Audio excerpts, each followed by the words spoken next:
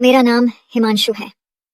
मेरी उम्र 24 साल है। इस वक्त मैं गर्मियों की तपती दोपहर में अपनी दुकान पर कुछ ग्राहकों को सामान देने के बाद फ्री बैठा था।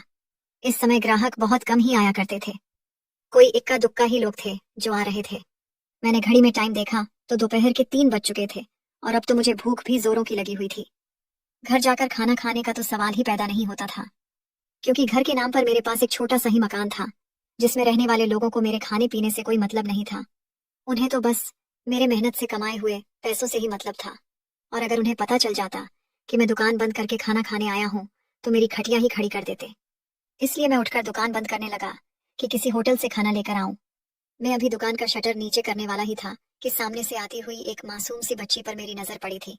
वह मेरी ही तरफ आ रही थी। मैं दुकान के बाहर खड़ा उसे देखने लगा कि शायद वह कोई चीज या सामान लेने आ रही हो। उसके हाथ में कपड़े से ढकी हुई कोई चीज थी, जो आते ही उसने मुझे देते हुए कहा कि यह खाना आपके लिए, ये मेरी माँ ने भेजा है। मैं हैरान था कि अभी मैं खाना लेने के लिए ही दुकान से निकला था और अभी अभी किसी ने मेरे लिए खाना भी भेज दिया। मैंने बच्ची से वह खाना लिया और उसका धन्यवाद किया और उसको कहा कि अपनी माँ को भी मेरी तरफ से धन्यवाद कह देना। मैं दुकान में बैठ गया और खाना खाने लगा। बहुत ही ज्यादा स्वादिष्ट खाना बना था। मैं खाने से फ्री हुआ तो एक एक करके ग्राहक भी आने लगे। मैं अपने काम में बिजी हो गया। दूसरे दिन फिर वही बच्ची खाना लेकर आई। बोली, मेरी माँ ने भेजा है। अब रोज यही सिलसिला चलने लगा। मेरे लिए रोज रोज वो बच्ची खाना लेकर आ जाती और मैं पेट भर कर खाना खा लेता। ऐसे ही कोई एक हफ्ता गुजर गया था। वह बच्ची रोज मेरे लिए खाना ला रही थी, लेकिन मैंने अब तक उससे नहीं पूछा था कि वह कौन है, उसकी माँ मेरे लिए खाना क्यों भेजती है। लेकिन आज यह सवाल मेरे दिमाग में आ ही गया था। और फिर दोपहर को ठीक उसी समय जब वह बच्ची खाना लेकर मेरी दुकान पर दाखिल हुई तो मैंने उससे बहुत ही प्यार से पूछा कि बेटा, आप कौन हो और आपकी माँ हर रोज मेरे लिए खाना क्यों भेजती है। तो बच्ची ने जो कहा उसे सुनकर मेरे पैरों तले से जमीन ही निकल गई थी। यानी मैं बिना कुछ जाने किसी और का खाना हर रोज खा रहा था, क्योंकि बच्ची ने कहा था कि मेरी माँ खाना मेरे पापा के लिए देती है, इसलिए मैं खाना आपके पास लेकर आ जाती हूँ। ये सुनकर तो मैं परेशान हो गया था। बच्ची 6 या 7 साल की होगी। बच्ची ना समझती, लेकिन कम से कम मैं तो समझदार इंसान था। मैं कैसे बिना पूछे किसी और का खाना खा सकता था, और वह भी पिछले 1 हफ्ते से लगातार खा रहा था। बच्ची का जवाब सुनकर मेरी शर्मिंदगी से मेरा सर झुक गया था। अब मुझे उनसे माफी मांगनी चाहिए जिनका खाना मैं रोज खा रहा था। मैंने उस बच्ची का हाथ पकड़ा, उसे दुकान से बाहर लाकर गली में ले आया। फिर पूछने लगा कि बेटा, आपके पापा की दुकान इस बाजार में कहाँ पर है। क्योंकि मुझे लगा था कि बच्ची अपने बाप को किसी दुकान पर ही खाना देने जाती होगी और रास्ता भूलकर हर रोज मुझे देकर जा रही थी। लेकिन उस बच्ची ने कहा कि मेरे पापा की दुकान इस बाजार में कहीं पर भी नहीं है। मैंने कहा, तो फिर आप किसके लिए और कहाँ खाना लेकर जाती हैं। तब भी उसका जवाब यही था कि मैं खाना आपके पास ही लेकर आती हूँ, और मेरी मम्मी कहती है कि अगर मैं चाहती हूँ कि मेरे पापा पेट भर के खाना खाएं तो यह खाना मैं आपको देकर आऊं। मैंने बच्ची को 1000 बार समझाया कि बेटा, मैं आपका पापा नहीं हूँ। आपकी माँ आपके पापा के लिए खाना देती है, तो आप वहीं पर खाना पहुंचा दिया करें। लेकिन हर बार बच्ची खाना मेरे पास ही लेकर आती रही और कहती कि मेरी माँ ने आपके लिए खाना भेजा है। अब मैं बहुत परेशान हो गया था, क्योंकि मैं पहले ही कई बार खाना खाकर शर्मिंदा था। इसलिए आज जब वह बच्ची खाना देने आई तो मैंने सोच लिया था कि इस बच्ची के घर जाकर पता करूंगा कि उसकी माँ किसके लिए खाना भेजती है, क्योंकि बच्ची हर रोज ही शायद रास्ता भूलकर खाना मेरी दुकान पर ला रही थी। उसके घर वालों को इस बात का पता भी नहीं होगा कि 6 साल की बच्ची थी, इसलिए उससे गलती होना कोई बड़ी बात नहीं थी। इस बार मैंने खाना लेने से मना कर दिया तो बच्ची अपनी आंखों में आंसू भरकर वहीं खड़ी रही और बोली, जब तक आप खाना नहीं लेंगे मैं वापस नहीं जाऊंगी। मजबूरन मुझे उस बच्ची के हाथ से मुझे खाने की प्लेट लेनी पड़ी, लेकिन मैंने वह खाना खाए बिना ही टेबल पर रख दिया। वह बच्ची वापस जाने लगी तो मैंने भी वह खाने की प्लेट उठाई और उसके पीछे पीछे चलने लगा। कुछ ही देर के बाद वह बच्ची एक घर में घुस गई तो मैंने भी मेन डोर बजाकर किसी के बाहर आने का इंतजार किया, और थोड़ी ही देर के बाद लगभग 23 से 24 साल की खूबसूरत सी लड़की दरवाजे पर आई तो मैंने उसे कहा कि आपकी बच्ची हर रोज किसी गलत फहमी के चलते मेरी दुकान पर मुझे खाना दे जाती है। जरूर वह खाना अपने पापा के लिए लेकर जाती है, लेकिन गलती से मेरी दुकान पर देकर चली जाती है। मैंने कई बार बच्ची से कहा भी है कि तुम गलत जगह खाना देती हो, लेकिन वो जिद करके खाना रख जाती है। मैंने उस लड़की से कहा कि आप मुझे बता दें बच्ची के पापा की दुकान कहाँ पर है, मैं उन्हें खाना पहुंचा देता हूँ। वह लड़की चुपचाप खड़ी मेरी बातें सुन रही थी। जब मैंने अपनी बात खत्म की और चुप हो गया तो उसने कहा कि कोमल के पापा इस दुनिया में नहीं है, वह मर चुके हैं। आसपास कोई मंदिर नहीं है जिससे कि मैं अपनी बच्ची से वो खाना किसी गरीब को दिलवा सकूं, मेरी बेटी के पापा की आत्मा को सुकून मिल सके। इसीलिए मैं वह खाना किसी जरूरतमंद को दे देती हूँ। मैं काफी दिनों से आपको देख रही थी कि आप होटल से खाना खाते हैं, तो मैंने सोचा क्यों ना आपको मैं घर का बना हुआ खाना दे दिया जाए। आपका भूख भी मिट जाएगा और मेरी बेटी का भी दिल बस जाएगा, क्योंकि कोमल अभी मासूम है।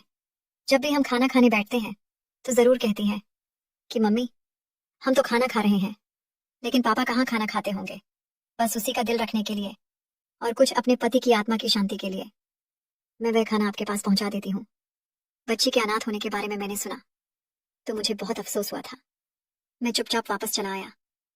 मैं अपनी दुकान पर आकर बैठ गया, लेकिन मैं अपने दिमाग से उस बच्ची और उसकी माँ के ख्याल को अपने दिमाग से निकाल नहीं पा रहा था। न जाने उसके पति को क्या हुआ होगा। इस भरी जवानी में वो औरत विधवा बनी थी। मेरा दिन पूरा इन्हीं सोच में गुजर गया था। दुकान पर भी काम में दिल न लगा और ग्राहक भी ज्यादा नहीं आ रहे थे, तो मैंने दुकान जल्दी ही बंद की और घर आ गया। घर पहुंचकर भी मैं अपने कमरे तक ही पहुंचा था कि तभी मेरी सौतेली माँ ने मुझे देखा और जल्दी से मेरे वापस लौटने की वजह पूछी। मैंने कहा आज तबीयत कुछ ठीक नहीं थी, इसलिए दुकान जल्दी बंद कर दी। उन्होंने मुझसे पैसे लिए और गिनकर अपने पास रख लिए। यही मेरी जिंदगी की रूटीन थी। मैं सुबह उठकर दुकान पर चला जाता और पूरे दिन की कमाई लाकर अपनी सौतेली माँ के हाथ पर रख देता था। इस घर का अकेला कमाने वाला मैं ही था। मेरे पापा को लकवा मार गया था और बिस्तर पर पड़े रहते थे। वह जब ठीक थे तो उसने ही दुकान खोला था, जो हमारे घर का अब रोजी रोटी का जरिया थी। अचानक ही पापा को लकवा मार गया था। तभी से दुकान बंद करना मतलब भूख को मार देना है। मैं उस समय कम उम्र का था, फिर भी मेरी सौतेली माँ के कहने पर पढ़ाई छोड़कर मैंने दुकान संभाली और तब से अब तक बस दुकान पर ही होता था। मेरी जिंदगी घर से दुकान और दुकान से घर तक ही चल रही थी। 17 साल की उम्र से दुकान संभालते संभालते आज मैं 24 साल का हो गया था, और इतने लंबे समय में मैंने एक दिन भी कोई छुट्टी नहीं की थी और ना ही कहीं और जाने का सोचा था। इसी तरह कमाने को मैंने अपनी जिंदगी का मकसद बना लिया था। इसके अलावा जिंदगी के किसी सुख दुख से मेरा कोई वास्ता नहीं था। मैं जब छोटा था तो मुझे किसी रिश्ते का कुछ पता नहीं था। मैं कब अनाथ हुआ ये भी मुझे पता नहीं था, क्योंकि मुझे अपनी माँ की शक्ल तक याद नहीं थी। बस अपनी सौतेली माँ के मुंह से यह हमेशा सुना था कि मैं उनका सौतेला बेटा हूँ। मेरे अलावा पापा की एक और औलाद थी, वह मेरी सौतेली बहन थी। वो शहर में किसी अच्छे कॉलेज में पढ़ रही थी। कभी कभार वो घर आ जाती तो मुझसे सीधे मुंह बात भी नहीं करती थी। घर से सुबह बिना कुछ खाए पिए में निकल जाता और रात को 10 से 11 बजे तक घर आता था, और तब भी मेरे लिए घर में खाने को कुछ भी मौजूद नहीं होता था। सौतेली माँ जो भी पकाती सिर्फ खुद खाती और पापा को खिलाती। मेरे लिए तो चलो यही बहुत था कि वह मेरे पापा का ख्याल रख रही थी, वरना वह तो पापा को अपने ऊपर बोझ ही समझती थी। मैं पापा की खातिर ही इस घर का खर्चा उठा रहा था, जिसमें मेरी सौतेली माँ और बहन भी आती थी। मैं हर रोज 7 से 8 हजार लाकर सौतेली माँ के हाथ पर रख देता था, लेकिन फिर भी उनके अनुसार मैंने उन लोगों के लिए क्या ही क्या था। पापा अपने कमरे में पड़े रहते थे। उनसे मेरा मिलना भी उनकी पत्नी की अनुमति से ही होता था। अगर वह चाहती तो ही मुझे पापा के कमरे में जाने की अनुमति देती थी। अगर ना चाहती तो हफ्ता हफ्ता भर मैं अपने आप बाप की शक्ल भी नहीं देख पाता था। मुझे बचपन से ही उनके आगे कोई भी सवाल करने की आदत नहीं थी, और फिर ये आदत भी मेरे पापा ने ही तो डाली थी। मेरी सौतेली माँ पापा की बहुत ही चाहती थी, तभी मुझे उनके सामने बोलने की हिम्मत ही नहीं थी। अपनी सौतेली माँ को देखकर मुझे उस लड़की का ख्याल आ गया, जो अपने पति के मरने के बाद भी उसकी आत्मा की शांति के लिए खाना भेजती थी। और यहाँ मेरा बाप जिंदा होते हुए भी एक एक रोटी का मोहताज था। कितनी वफादार थी वह औरत अपने पति के प्रति, जो छोटी बच्ची के हाथ से अपने पति के हिस्से का खाना मुझे भेज देती थी। काश मेरी माँ की मौत के बाद मेरे बाप को भी कोई ऐसी ही वफादार पत्नी मिली होती, तो आज उस घर में पैसे के अलावा इंसानों की भी कुछ कदर होती। रात तक यही सब बातें सोचते सोचते न जाने कब मेरी आंख लग गई थी। अगले दिन रूटीन के अनुसार मैं कमरे से निकलकर दुकान पर जाने लगा। तब सौतेली माँ ने सामने से आकर मुझसे कहा कि दुकान पर आजकल तुम्हारा दिन दुकान पर बिल्कुल भी नहीं लग रहा है, इसलिए तुम जल्दी दुकान बंद करके घर आने लगे हो। जानते भी हो कि तुम्हारे अलावा कमाने वाला दूसरा इस घर में कोई और नहीं है। तुम मर्द हो और यह तुम्हारी जिम्मेदारी बनती है कि हमें जो कुछ भी चाहिए वह तुम ला कर दो। तुम्हारे पापा ने तुम्हारे कंधों पर यह बोझ डाला है, वरना मैं तुमसे 1 रुपया तक नहीं मांगती। मैं उनसे ज्यादा किसी बात पर बहस नहीं करता था, इसलिए मैंने हाँ में सिर हिला दिया और बोला कोशिश करूंगा कि आगे से आपको कुछ पैसे ज्यादा दे सकूं। तब उन्होंने कहा कि अगले हफ्ते मेरी बेटी अपनी पढ़ाई पूरी करके वापस आ रही है, और उसके वापस आते ही मैं उसके लिए रिश्ता देखना शुरू कर दूंगी। उसकी शादी के लिए भी तुम्हें ही कुछ ना कुछ करना पड़ेगा। आखिर वह तुम्हारी बहन है और तुम्हारी जिम्मेदारी है। मैं चाहती हूँ कि रिश्ता पक्का होने से पहले ही मैं उसके लिए कुछ दहेज का इंतजाम कर सकूं। अगर तुम पैसों का इंतजाम कर सकते हो तो कुछ 1 लाख 2 लाख रुपए का इंतजाम कर देना। उनकी इस बात का मेरे पास कोई जवाब नहीं था, क्योंकि मैं 1 लाख भी इकट्ठे नहीं कर सकता था। इसलिए मैं चुपचाप घर से निकल आया और दुकान पर बैठा सोच रहा था कि मेरी बहन मुझसे 5 साल छोटी थी। उसकी शादी का ख्याल तो मेरी सौतेली माँ को आ गया था, लेकिन मेरा घर बसाने की मेरी माँ ने कभी सोचा भी नहीं था। आज दुकान पर कुछ ज्यादा ही भीड़ थी, क्योंकि त्योहारों का मौसम चल रहा था और मेरी कपड़े की दुकान थी। लोगों को सामान देते देते मुझे पता ही नहीं चला कि कब वो प्यारी सी बच्ची मेरे लिए खाना लेकर आ गई थी और कितनी ही देर से मेरे फ्री होने का इंतजार कर रही थी। अचानक मेरी नजर उस पर पड़ गई तो मैं चौंक गया। मैंने उससे पूछा कि तुम कब आई, तो उसने बताया कि आधा घंटा हो गया है। उसकी बात सुनकर मैं शर्मिंदा हो गया और फिर उससे खाना लेकर मैंने दुकान का शटर गिरा दिया, वरना लोगों की इतनी भीड़ जमा हो रही थी कि मैं खाना खा भी नहीं पाता। खैर, खाना खाकर मैं फिर से काम में लग गया था। शाम के टाइम दुकान से भीड़ थोड़ी कम हुई तो मैं फ्री होकर दुकान पर बैठा हुआ था, और तभी मेरी नजर बाहर गली में चलती हुई कोमल और कोमल की माँ दिखी, जो तेजी से चलकर कहीं जा रही थी और कोमल को अपने गोद में उठाए हुए थी। उसे देखकर मैं परेशान हो गया और मैं फौरन अपनी दुकान से बाहर निकल आया और उसे रोककर पूछा, क्या बात है? उस लड़की ने बताया कि मेरी बेटी बुखार की वजह से बेहोश हो गई है, मैं उसे लेकर अस्पताल जा रही हूँ। मैंने करीब ही एक दोस्त से मोटरसाइकिल ली और कोमल और उसकी माँ को बैठने का कहा। हम 5 मिनट के अंदर ही अस्पताल पहुंच गए थे, जहां फौरन कोमल का इलाज होना शुरू हुआ था और थोड़ी ही देर में उसका बुखार भी उतर चुका था। उसकी माँ लगातार रो रही थी और भगवान से प्रार्थना कर रही थी। उसने मेरा भी धन्यवाद किया, तो मैंने इस बात को अपना फर्ज बताकर उसे शर्मिंदा होने के लिए मना कर दिया। फिर दोनों को मोटरसाइकिल पर घर छोड़ने भी गया। कोमल की माँ ने मुझे अंदर आकर चाय पीने की ऑफर की, लेकिन मैंने कहा कि अभी नहीं, आप बच्ची का ख्याल रखें, मैं फिर कभी चाय पी लूंगा। मैं वहां से निकल आया और अपने घर आ गया। सौतेली माँ ने कहा, तुम कहाँ रह गए थे? मैंने दुकान पर लड़का भेजा, लेकिन दुकान बंद थी। तुम्हारे बाप की तबीयत अचानक ही बहुत बिगड़ गई थी। अंदर डॉक्टर मौजूद था। मैं फौरन भागकर पापा के पास पहुंचा, लेकिन डॉक्टर ने बताया कि पापा कुछ ही पल के मेहमान हैं। उन्हें इस बार हार्ट अटैक आया है। कुछ देर के बाद पापा इस दुनिया में मुझे अकेला छोड़कर जा चुके थे। पापा के अंतिम संस्कार से फ्री होकर मैं कुछ दिन घर पर ही रहा था।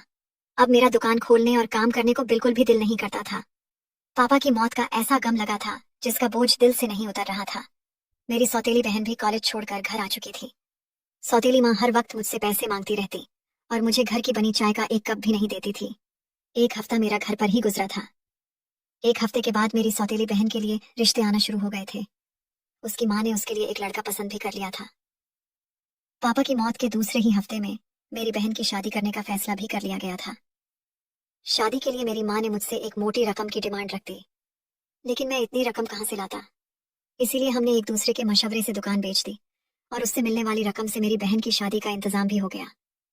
मेरी बहन की शादी दूसरे शहर हुई थी। शादी के बाद मेरी बहन ने अपनी माँ को अपने पास ही बुला लिया और मैं घर पर अकेला रह गया। अभी कुछ ही दिन गुजरे थे कि कुछ लोग घर पर मकान खाली करवाने के लिए आ गए, और तब मुझे मालूम हुआ कि दुकान के साथ साथ उन्होंने यह घर भी बेच दिया था और धोखे से दुकान के नाम से घर के कागजात भी मुझसे दस्तखत करवा लिए गए थे। अब मेरे पास घर खाली करने के अलावा कोई रास्ता नहीं था। घर और दुकान दोनों मुझसे छीन चुकी थी। मुझे दुकान बंद किए 1 महीने गुजर चुके थे। एक दिन जब मैं मजदूरों से दुकान का सामान निकलवा रहा था कि तभी वही बच्ची मेरे पास आई और बोली, अंकल आप कहाँ रह गए थे? मैं रोज खाना लेकर आती, लेकिन आपकी दुकान बंद देखकर वापस चली जाती थी। मैंने कोमल को गोद में उठाया और उसे बताया कि अब यह दुकान मेरी नहीं रही और ना ही मेरा घर यहाँ है। मैं कहीं और चला जाऊंगा, अब तुम मेरे लिए खाना लेकर मत आना। वह बच्ची एकदम से आंखों में आंसू भर लाई और फिर वह वापस चली गई। थोड़ी देर बाद वह फिर से वापस आई और कहने लगी कि मम्मी कह रही हैं, आपने उस दिन चाय पीने का वादा किया था, लेकिन आप नहीं आए। मैंने सोचा चलो जाते जाते यह वादा भी पूरा कर लेता हूँ। मैं उनके घर चाय पीने चला गया। मैं गया तो कोमल की माँ मेरे लिए चाय बनाने किचन में चली गई थी। फिर बातों बातों में मैंने बच्ची से पूछा, आप लोग कहाँ से हैं? क्या यहाँ पर आप लोग किराए पर रहते हैं? कोमल बताने लगी कि मेरे पापा की डेथ हुई तो घर वाले मेरी माँ से बहुत लड़ते थे, इसीलिए मेरी माँ घर छोड़ आई। इतने में कोमल की माँ चाय लेकर आ गई थी और अपनी बेटी को बातें बताते देखकर पूछने लगी, अंकल से क्या बातें हो रही थी? कोमल की माँ ने मेरा धन्यवाद किया कि मैंने उस दिन उनकी मदद की थी, लेकिन मैंने कहा, आप मेरे लिए हर रोज खाना भेजती थी, इस बात के लिए मैं आप लोगों का धन्यवाद करता हूँ। उन्होंने कहा कि उस खाने को भेजने की मेरी नीयत सिर्फ अपने मरे हुए पति को पुण्य पहुंचाना है, इसमें एहसान वाली कोई बात नहीं है। चाय खत्म करने तक मैंने उसे बता दिया था कि मेरा घर बिक चुका है, इसीलिए मैं यह मोहल्ला और यह गांव छोड़कर कहीं दूर जा रहा हूँ। मैंने उसे अपनी जिंदगी की कहानी भी सुना दी थी, लेकिन फिर अपनी कहानी बताने के बाद मुझसे रहा नहीं गया। जी चाहा कि यूं अकेली औरत होते हुए अनजान मोहल्ले में आकर बसने की वजह पूछूं, इसलिए मैंने यह सवाल कर ही दिया। फिर उसने बताया कि यह कहानी बहुत ही लंबी है, अगर आपके पास समय है तो सुन लें। मैंने कहा, जरूर आप सुनाइए। वो बोली, मैं भी आपकी तरह ही जमाने की सताई हुई हूँ। मेरा नाम अनन्या है। मेरे माँ बाप के मरने के बाद उस समय मैं सिर्फ 10 साल की थी और दोनों ही एक साथ किसी हादसे से मैं अपनी जान गंवा बैठे थे और मुझे इस बेदर्द दुनिया के जुल्मों सितम सहने के लिए छोड़ गए थे। मेरी परवरिश की जिम्मेदारी मेरी दर्द हाल में मेरे चाचा ने उठाई थी, लेकिन उनके साथ मैं कुछ 3 महीने ही रह सकी थी, क्योंकि चाची मुझसे छोटी सी उम्र में भी घर के सारे काम करवाती थी और मुझे काम ना आता तो बहुत मारती थी। एक दिन चाची की मार से जब मैं बेहोश हो गई तो ये खबर मेरे मामा तक पहुंच गई। माँ की मेरे मामा के साथ बहुत बनती थी, भाई बहन में बहुत मोहब्बत थी, इसीलिए मामा को मुझ पर दया आई और वो मुझे अपने साथ ले आए।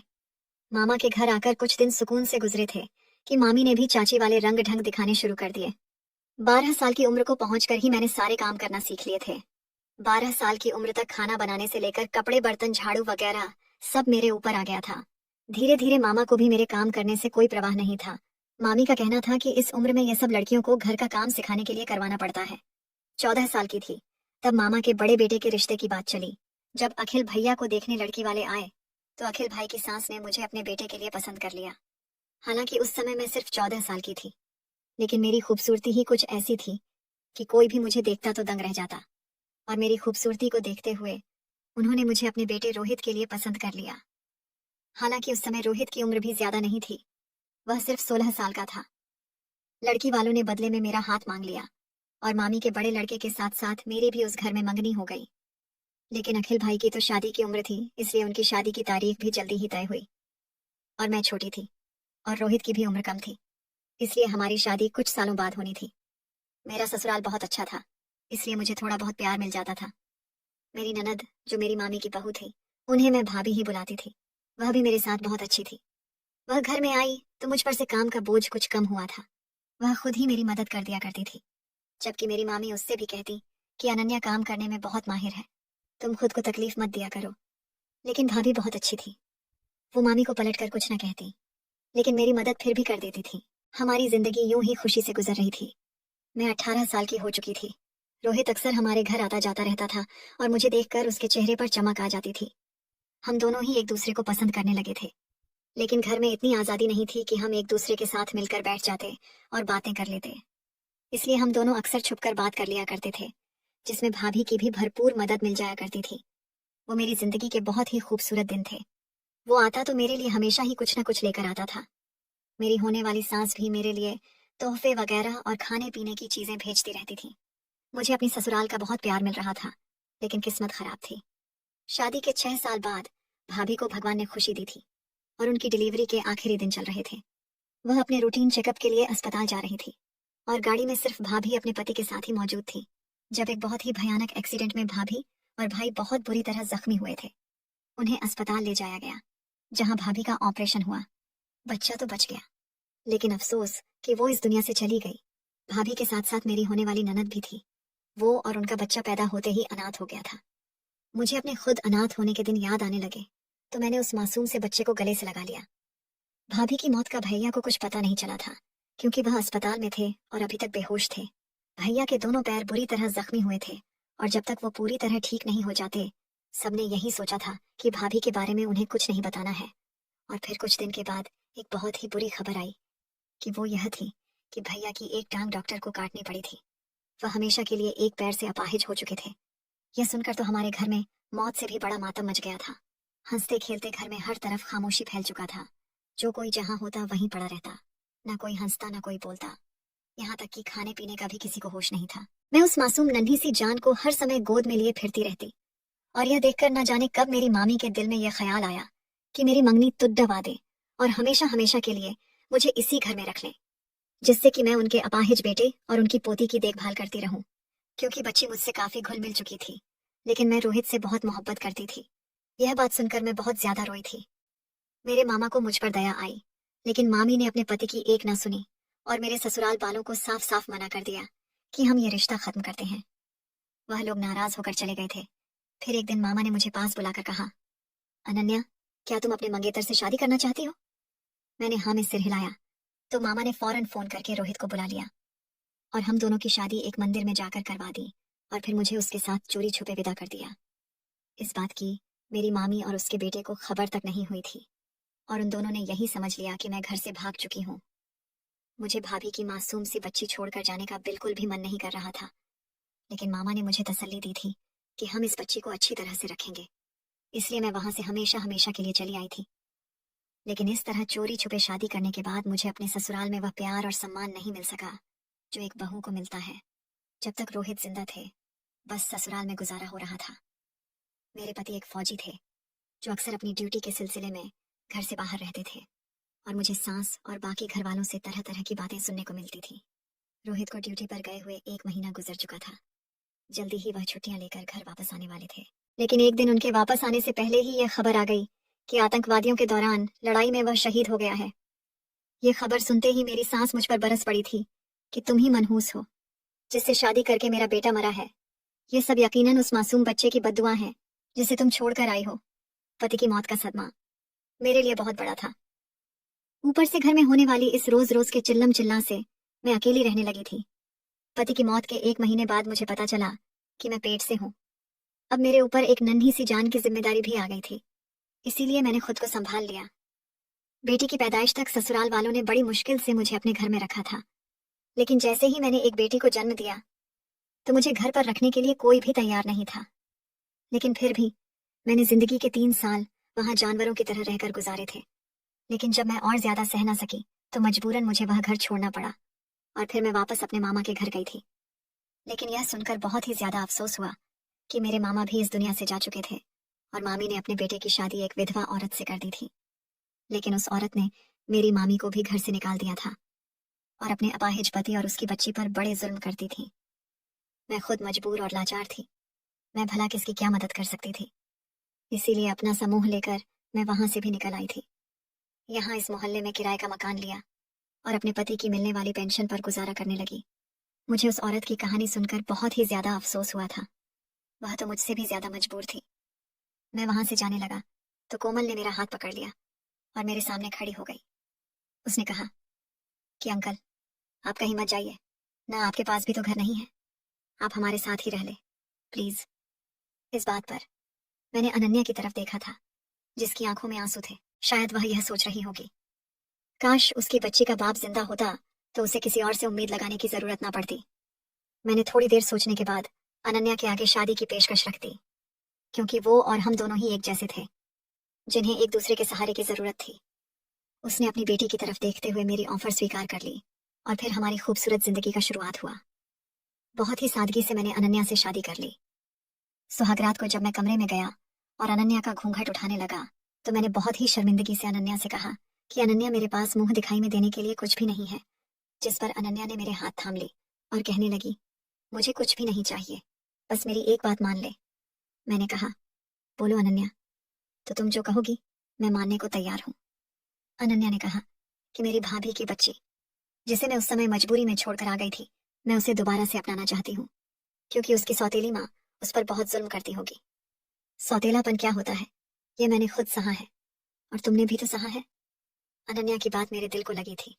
मैंने उससे वादा किया कि हम उस बच्ची को जरूर लेकर आएंगे और उसे एक अच्छी जिंदगी देंगे। मेरी बात सुनकर अनन्या मुस्कुरा दी थी और मेरे कंधे पर उसने अपना सर टिका दिया था। मैंने भी अनन्या से वादा किया था कि अब आगे आने वाली जिंदगी हमारी खुशियों से भरी होगी। मैं पूरी कोशिश करूंगा कि तुम्हें कभी कोई तकलीफ ना दूं। ये कहते हुए मैंने अनन्या को अपनी बाहों में भर लिया था। अगले ही दिन जाकर सुमन के मामा के घर से हम अनन्या की भाभी की बेटी को ले आए थे। उसकी सौतेली माँ उस पर वाकई बहुत जुल्म करती थी। 7 साल की मासूम सी बच्ची मुरझा कर रह गई थी। अनन्या की ममता उसके लिए छलक पड़ी थी और उसने उसे अपनी गोद में भर लिया था। कानूनी तौर पर हमने पिंकी को अपना लिया था और अब हमारे परिवार में किसी चीज की कोई कमी नहीं थी।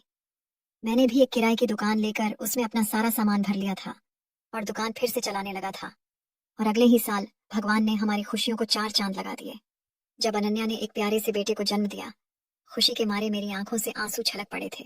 भगवान ने इतना प्यारा सा परिवार दिया था कि भगवान का जितना धन्यवाद करूं उतना कम था। क्या मैं अन्य के साथ शादी करके सही किया या गलत? आप लोग कमेंट में जरूर बताएं। दोस्तों, अगर आपको यह वीडियो पसंद आया हो तो वीडियो को लाइक और चैनल को सब्सक्राइब करें। धन्यवाद।